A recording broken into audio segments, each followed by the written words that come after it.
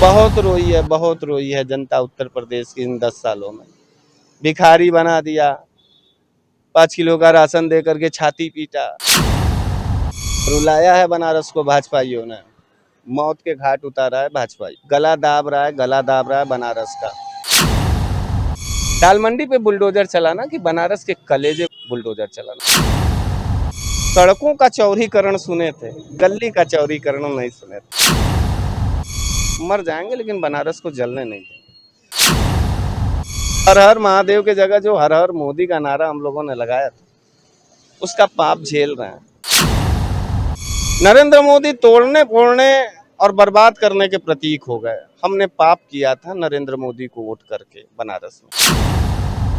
शहर उत्तरी से विधायकी के चुनाव लड़ने वाले हरीश मिश्रा जी आज हमारे साथ हैं। जैसा कि आप जानते हैं कि हरीश मिश्रा जी क्यों प्रसिद्ध हैं, क्योंकि वो अपने बेबाक अंदाज और बेबाक जवाब की वजह से कभी कभी लोगों की नज़र में कुछ ज़्यादा ही चढ़ जाते हैं। तो आज वो हमारे साथ मौजूद है। हम उनसे कई मुद्दों पर बात करेंगे, जैसे कि बिहार चुनाव। सबसे पहले हम काशी के दाल मंडी से इनसे शुरुआत करते हैं। हमारे प्रोग्राम में बहुत बहुत स्वागत है। बहुत काशी के दाल मंडी से आपसे शुरुआत करेंगे हरीश जी।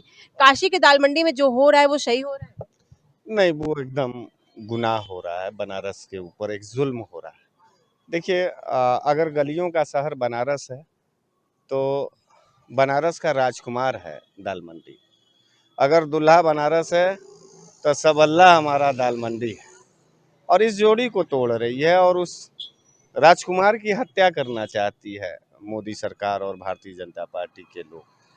दाल मंडी एक ऐसा बाजार है कि अगर आप देसी लोगों को देखेंगे या बनारसी महिलाओं के घरों में अगर आप पूछेंगे, कभी सर्वे करिएगा बहन जी, तो आपको ये एहसास होगा कि वहाँ की जो महिलाएं हैं वो हमेशा ये बोलती हैं कि दाल मंडी एक ऐसा जगह है जहाँ हम जाएंगे तो सारी चीज़ें उनको मिल जाएगी। एक ऑप्शन है बनारसी महिलाओं का। अब जो अंग्रेजी बच्चे पैदा हुए हैं वो आल माल में जाएं वो अलग की बात है, लेकिन अभी भी दाल मंडी बनारस की वह रूह है, वो आत्मा है जिससे हर आदमी जाकर के सामान ले लेता है और एक जगह पे ज़्यादा दौड़ना धूपना नहीं पड़ता।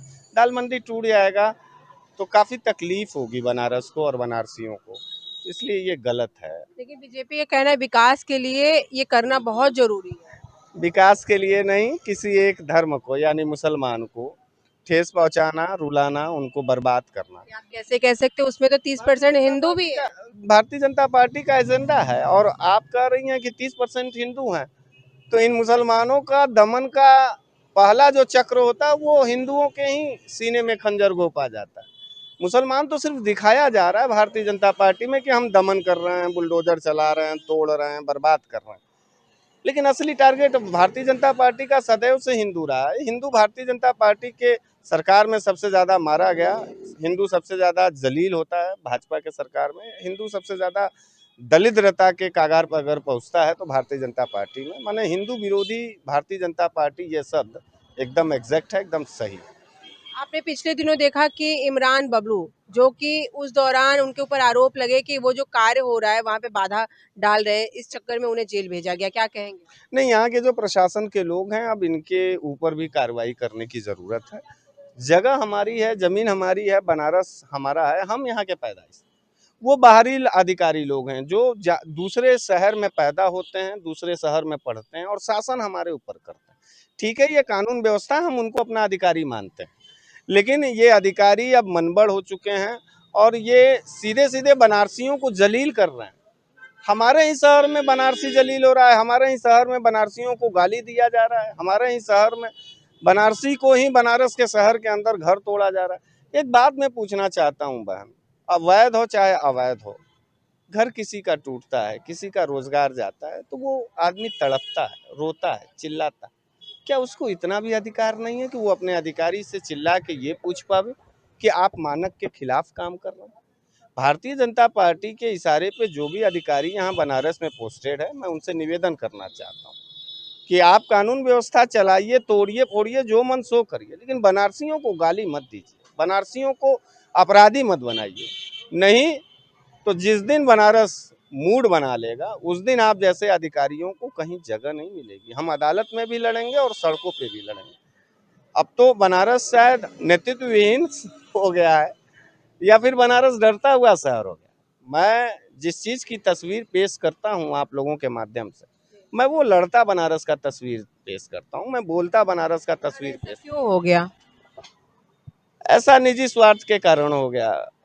कुछ चंद भाई अपने ही परिवार के गद्दार निकल गए बहन, नहीं तो प्रशासनिक गुंडे जो हैं वो इतना कभी बनारस के ऊपर जुल्म नहीं करते थे। सबसे ज्यादा जुल्म हो रहा है तो बनारस के पुलिसिया प्रशासन के तरफ से। माताएं रो रही हैं, बहनें रो रही हैं, भाई रो रहा है, बनारसी रो रहा है। वो अपना परिवार बचाना चाहता है, वो जीना चाहता है। वो बनारस में पैदा हुआ तो बनारस में मरना भी चाहता है। वो बनारस छोड़ के नहीं जाना चाहता। लेकिन गुजराती नरेंद्र मोदी के इशारे पर गुजरात के हवाले बनारस करना चाहते हैं लोग, यहाँ के प्रशासन के लोग। इसलिए ये गुजराती मॉडल बना रहे हैं बनारस को, जबकि हमको हमारा बनारस चाहिए। हमारे गलियों का शहर था बनारस। नरेंद्र मोदी तोड़ने फोड़ने और बर्बाद करने के प्रतीक हो गए। हमने पाप किया था नरेंद्र मोदी को वोट करके बनारस में, और आज उसका हर एक बनारसी भुक्तभोगी है। वो शायद किसी भगवान का श्राप लग गया हम लोगों को। हर हर महादेव के जगह जो हर हर मोदी का नारा हम लोगों ने लगाया था, उसका पाप झेल रहे हैं। दुकानें जा रही हैं, बच्चे भी लिख रहे हैं, माताएं बहनें रो रही हैं। इमरान बबलू जिसकी बात आप कर रहे हैं, वो समाजवादी नेता थे और उस मंडी के वो नेता थे। एक बात मैं आपसे पूछना चाहता हूं कि अगर वो किसी भी दल का नेता, चाहे किसी भी दल का हो, अगर जनता एक साथ खड़ी होकर कहीं हो हल्ला कर रही है तो नेता वहां जाकर के नेतृत्व करता है। वो अपनी बात जनता के तरफ से प्रशासन को कह रहा था। 151 में चालान क्यों काट दिया गया?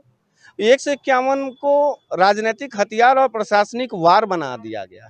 इस 151 धारा को लेकर के जितने भी बनारस में 151 में चालान काटे गए हैं, अगर आप सर्वे कर लें तो वो निश्चित रूप से अन्याय का ही प्रतीक है। तो 151 के तहत जबरदस्ती उनको जेल में डाला गया और उनके ऊपर अब धाराएं बढ़ाई जा रही हैं।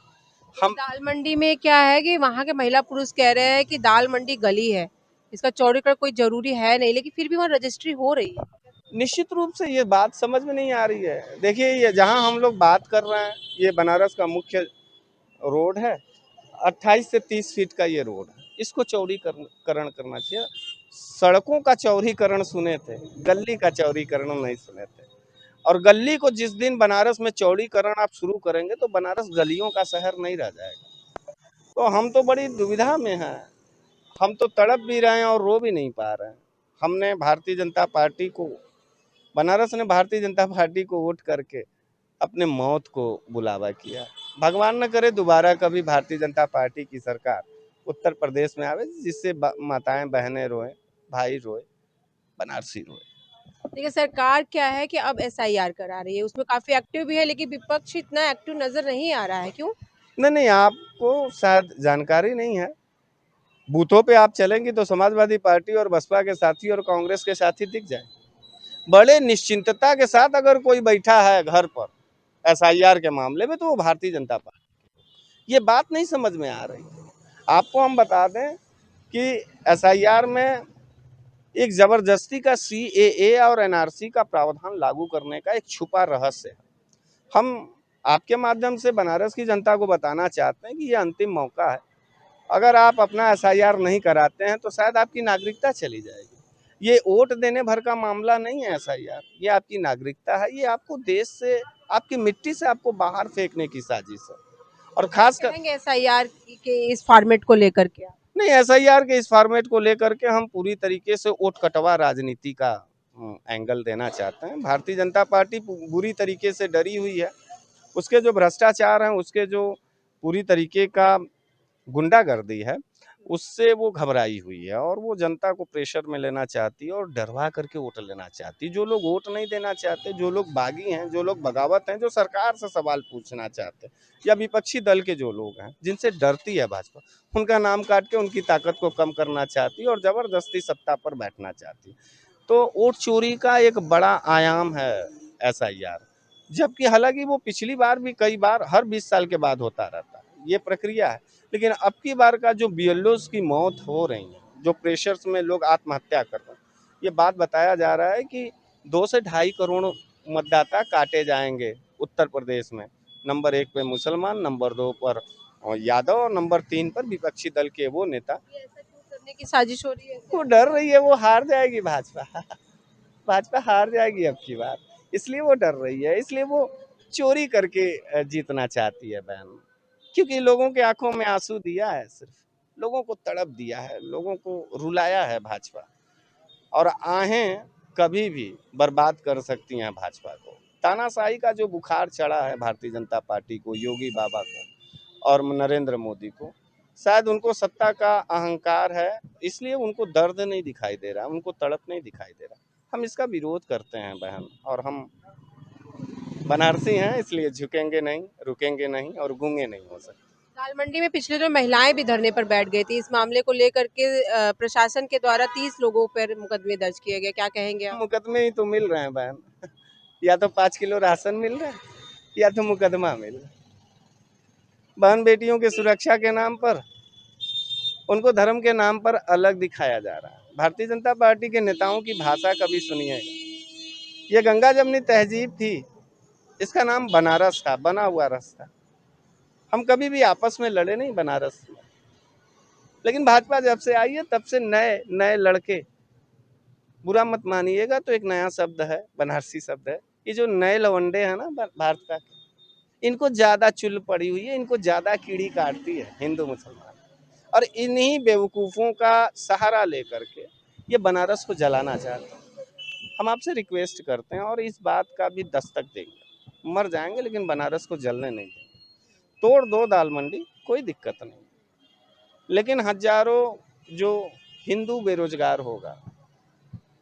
आपको मालूम है दाल मंडी में मुसलमान का नाम है सिर्फ, लेकिन कमाता हिंदू है। आपको ये भी जान करके काफी तकलीफ होगी कि ये हिंदूवादी सरकार थी और दाल मंडी में किसी मुसलमान का पहला दुकान नहीं टूटा, पहला दुकान टूटा तो हिंदू का टूटा। तो हिंदुओं की रक्षा के नाम पर हिंदुओं की हत्या करने का काम करती है भाजपा। बड़ी जल्लाद पार्टी है भाजपा।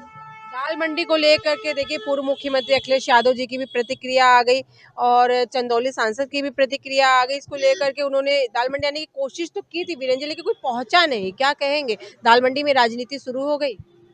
देखिए, हम राजनीति कहाँ कर रहे हैं बहन जी, हम तो विपक्ष के नेता हैं। शासन भी हमको नहीं सुन रहा है, और जिस दिन सुनेगा उस दिन मुकदमा कर देगा, जेल डाल देगा। क्या ये सही है? ये तो घोर अन्याय है। अगर समाजवादी पार्टी 12 से और 17 के बीच में यह काम की होती तो शायद आज के तारीख में जितने भी मिनिस्टर हैं भाजपा के, ये सब अपराधी होते और जेल के पेरोल से छूट करके ये मिनिस्टर बनते। हमने कभी भी दुर्भाग्यपूर्ण, द्वेषपूर्ण आत्मक काम नहीं किया। हमने संविधान को संविधान समझा और विपक्ष को सही दशा और सही स्थान देने का काम किया। हमने विपक्ष को अपना दोस्त माना, लेकिन भाजपा ने विपक्ष को अपना दुश्मन माना। बताइए, मेरे पास आधार कार्ड है भारत का, मेरे पास वोटर आईडी है भारत का, और जब मैं भारत के पक्ष में कोई सवाल करता हूं तो मुझे पाकिस्तान भेजता है। ये भाजपा के मुल्ला बोलता है। क्या हिंदू की रक्षा करेगा ये, जब एक सवाल पूछने वाले हिंदू को उसके डीएनए पर चोट करके कहता है ये मुल्ला है, ये मुसलमान, और कहता है कि सबका साथ है सबका विकास है। जब सबका साथ और सबका विकास है तो फिर किस बात का हिंदू और किस बात का मुसलमान और किस बात का सिख और किस बात का ईसाई? कहता है मैं संविधान का बहुत बड़ा रक्षक हूँ। तो जियो था वहाँ, वो गली है गली। और आपको मालूम होना चाहिए कि दाल मंडी पे 100 से लेकर के 150 करोड़ रुपए की प्रतिदिन की राजस्व वसूली होती थी। बड़ा मार्केट था पूर्वांचल में। कले कलेजे पर से अतिक्रमण बता कलेजे पर दाल मंडी पे बुलडोजर चलाना, कि बनारस के कलेजे को कलेजे पर बुलडोजर चलाना, मार डाला बनारस को भाजपा ने। पिछले दिनों हमने एक इंटरव्यू किया था, ये बीजेपी के युवा मोर्चा के महामंत्री श्रीपति जी का। उन्होंने कहा दाल मंडी का विकास और चौड़ीकरण बहुत जरूरी है, क्योंकि ये अतिक्रमण है। गलियों का शहर बनारस है। श्रीपति जी से ये पूछिएगा कि बनारस को कितना जानते हैं। अगर इतना ही जलन है तो घर द्वार बेच दे बनारस के गलियों का, चले जाएं स्विट्जरलैंड, बहुत मैदान में रहें, अपने गांव चले जाएं, खेती की यारी करे, क्या करे बनारस में रह रहे हैं। और भाजपा तो बनारस पर बोझ है, बोझ। कह रहे हैं कि बीजेपी की, जब से बीजेपी आई तब से बहुत विकास हुआ है बनारस। बहन जी, तुम पत्रकार हो, कितना विकास हुआ बता दो। हमारा बात नहीं है, तो सवाल है हमारा, हम आपसे जवाब चाहते हैं। रुलाया है बनारस को भाजपाइयों ने, मौत के घाट उतारा है भाजपाइयों ने, गला दाब रहा है बनारस का, कलेजा निकालना चाहता है बनारस का। ये चंद गुजरातियों के इशारे पर बनारस कभी भी झुकेगा नहीं, रुकेगा नहीं, मर जाएंगे बहन जी, लेकिन अपने बनारस और बनारसियत के लिए लड़ते रहेंगे। हाँ, दलालों की बात छोड़ दो बहन, जिसके पास स्वाभिमान, नजर, दिल में प्यार ना हो, उस आदमी को हमेशा मैदान चाहिए। घर तो उस घर के लिए तो वो लड़ता है ना जिसके पास परिवार होता है, जो अपनी बेटी को भी बेटी समझता है, जो अपनी पत्नी को पत्नी समझता है, जो अपने माँ बाप को अपना माँ बाप समझता है, पड़ोसी की भी बहन को, चाहे वो हिंदू हो चाहे मुसलमान हो, उसको अपना बहन समझता है। मंदिर में भी घंटा बजाता है तो अजान जब होता है तो एक बार वो अल्लाह के भी तरफ देख करके नजर झुकाता है, वो बनारस है। हम उस बनारस को रिप्रेजेंट करते हैं, हम उस बनारस को रिप्रेजेंट नहीं करते हैं कि जय श्री राम कह करके किसी हिंदू को माँ की गाली देते हुए सपाई होने के कारण उसकी हत्या कर दो, कांग्रेसी होने के कारण उसका घर तोड़ दो। ये नहीं है, ये बाबा विश्वनाथ के आत्मा को दर्द पहुंचा रहा है। मुझे लगता है कि बाबा विश्वनाथ बहुत जल्द भाजपा का विनाश कर देंगे, बर्बाद कर देंगे भाजपा को। बीजेपी ने कहा कि बिहार जीत लिया, बंगाल की बारी है, यूपी में आत्मविश्वास उनका कुछ ज्यादा ही दिख रहा है। 2027 के लिए सपा क्या कर रही है, या विपक्ष क्या कर रहा है? चोरों के लिए पूरा देश जीतने के लिए कम है। उनसे कह देना बहन कि अखाड़े में पहलवानी करते समय ना हम जी जान से और ईमानदारी से लड़ाई लड़ते हैं, हम चोरी के बल पे नहीं। जानती हो बहन क्या कैसी लड़ाई लड़ती है भाजपा। मान लो एक पहलवान आप हो, एक पहलवान है, आप आ रही हैं हमको पटकने के लिए अपने दांव के साथ, लेकिन मैंने अपने हाथ में मिर्ची का मसाला रखा, तुमने मुझे पटकने की कोशिश की तो हमने तुम्हारे आग में मिर्चा झोंक दिया और तुम्हारा गर्दन दबा करके पटक दिया और कह दिया मैं जीत गया। ये बेईमानी का जीतना चाहती है भाजपा। भाजपा अपने माँ के छाती का दूध पिया हो तो एक बार ईमानदारी से आमना सामना कर ले, चाहे ईवीएम पर चाहे बैलेट पर, करा ले चुनाव। हम कहना है कि उन्हीं के ही राज में ईमानदारी से हुआ है वोट। हम उनकी औकात नाप देंगे। हमारे राज में अगर ईमानदारी से वोटिंग ना हुआ होता तो नरेंद्र मोदी जैसा पापी आदमी प्राइम मिनिस्टर ना बनता, इस बात को याद रखिए। हमने ईमानदारी से नरेंद्र मोदी जैसे पापी आदमी को प्राइम मिनिस्टर बनते हुए देखा, कांग्रेस की सरकार थी। 2027 की तैयारी जोरों पर कर रही है बीजेपी सब, और हमारी विपक्ष क्या कर, ये बताएं।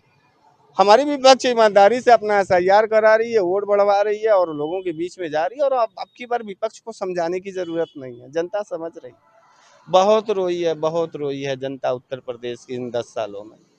भिखारी बना दिया, 5 किलो का राशन दे करके छाती पीटा, गंगा माई बुलाई थी, आप आचमन नहीं कर सकती गंगा माई का। बहुत खर्चा हुआ है लेकिन गंगा को शुद्ध करने के लिए। हाँ, अब वो दिखाई दे रहा है बहुत ज्यादा। इस समय यह है कि आचमन करने लायक पानी नहीं है, बहुत खर्चा हुआ, चोरी किया, लूटा माँ को। और जो सरकार अपनी माँ को लूट सकता है वो हमें और आपको भी लूट सकता है। ये बिन पानी के लोग हैं, ये चोर हैं, निर्लज्ज हैं और पापी हैं। लेकिन बिहार में जीत गई। हाँ, चोरी करके चोरी। हम चोर नहीं बन पा रहे हैं बहन। जिस दिन हम जल्लाद बन गए उस दिन भाजपा का सफाया हो जाएगा। और निश्चित रूप से हम लड़ने की तैयारी कर रहे हैं, रणनीतियां हमारी हैं और श्री अखिलेश यादव जी उसको तय कर रहे हैं। हमको लगता है कि उत्तर प्रदेश की आवाम बदलते सल्तनत के साथ नए चेहरे का आगाज करेगी, जिसका नाम अखिलेश यादव होगा। नया सरकार बनेगा जिसका नाम समाजवादी सरकार। देखिए, अब क्या है कि इस वक्त जो हमारे युवा हैं वो वोट बैंक काफी बनने वाले हैं, तो इसको लेकर के बीजेपी ने अच्छी खासी तैयारी कर ली है। क्या जवाब देगी युवाओं को? पेपर लीक करते हैं, क्या बताएगी भाजपा युवाओं को? कितना रोजगार दे पाई है? लोग आत्महत्या कर रहे हैं, नौजवान बीटीसी, बीपीएड और बीएड करने वाले लोग धरने पर बैठे हैं और वहां पुलिस की लाठी खा रहा है, बोलने पर मुकदमा हो रहा है। कितने लोग आत्महत्या कर रहे हैं, कितने लोग तो कर्जे पर फीस जमा कर नहीं पा रहे हैं। उनको उम्मीद थी कि फेलोशिप मिल जाएगी तो हम थोड़ा अपने माँ बाप का कुछ कर्जा कर लें। सबसे बड़ी चुनौती है गरीब गुरबा, किसान, मजदूर और बुनकर का बेटा कैसे पढ़ पाएगा। शिक्षा पर हमला है और हमको लगता है दवाई से ज़्यादा महंगा किताबें हो गई हैं। हम कैसे पढ़ेंगे, ये सवाल है सबसे ज़्यादा। नौजवानों की क्या बात करेंगे, वो तो अपने बाप के खर्चे पर पलते हैं। बाप का गंजी फटा रहता है, लेकिन बेटा जो है जय श्री राम करके भाजपा का नेता बन रहा है। तो ये विकट स्थिति है और नौजवानों को समझना चाहिए। अगर कोई भी नौजवान बेटा अपने बाप के प्रति वफादार होगा तो वो भाजपा को वोट नहीं। देखिए, एक आखिरी सवाल हमारा रहेगा, हम फिर से बनारस की दाल मंडी पर आखिरी सवाल रखते हैं। आपने वहाँ का रोड मैप देखा? हाँ, निश्चित रूप से देखा, लेकिन बहुत बुरा लगा। पूछो क्यों? इसलिए पूछा, देखो भाई बहन, हम लौराबीर से जो जाते हैं दाल मंडी के लिए, उसकी रोड की चौड़ाई कितनी है? उसकी रोड की चौड़ाई है 12 से 13 मीटर मेन रोड, और गली कितना बन रहा है? 17 मीटर। वो बहुत चौड़ा हो गया। ठीक है, बनारस के विकास को ही करना है ना।